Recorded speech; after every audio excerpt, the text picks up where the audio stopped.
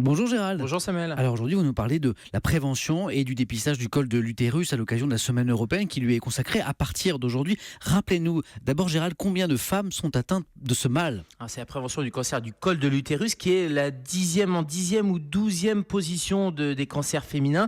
C'est pas un des plus fréquents, mais on estime quand même le nombre de nouveaux cas à 3000 par an. C'est une maladie du col de l'utérus, donc c'est la partie basse et étroite de l'utérus. Et c'est la muqueuse, c'est le tissu muqueux qui va dégénérer, qui va se cancériser. Et avec malheureusement, et ça c'est pas une très bonne nouvelle, un pronostic qui se dégrade, d'où ces mesures de prévention à renforcer. Et ce cancer, Gérald, quelles en sont les causes?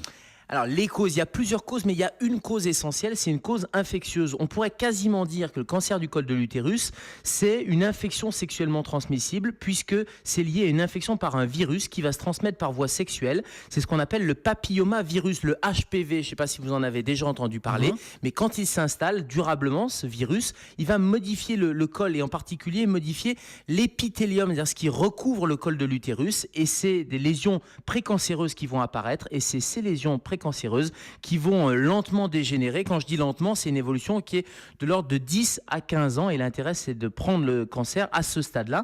Et il y a d'autres facteurs de risque, il y a le tabac, il y a d'autres infections sexuellement transmissibles, mais c'est essentiellement ce virus. Et est-ce qu'on peut, Gérald, s'en prémunir?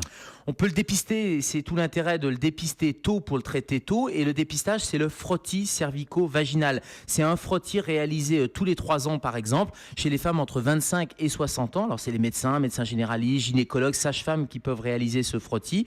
Et une femme sur deux permet d'avoir ce frottis-là, mais une femme sur deux ne l'a pas. Et c'est bien le problème, d'où l'intérêt d'avoir un dépistage généralisé. C'est ce qui va se passer dans les prochaines années. Et puis aussi, le moyen de s'en prémunir, c'est le vaccin, c'est la vaccination antivirale, anti-HPV. Et c'est un vaccin qui est recommandé chez les jeunes filles de 11 à 14 ans. Merci beaucoup, Dr Kirzek. Et on vous retrouve à 11h dans Allo Europe 1 et bien sûr demain dans Europe 1. Bonjour.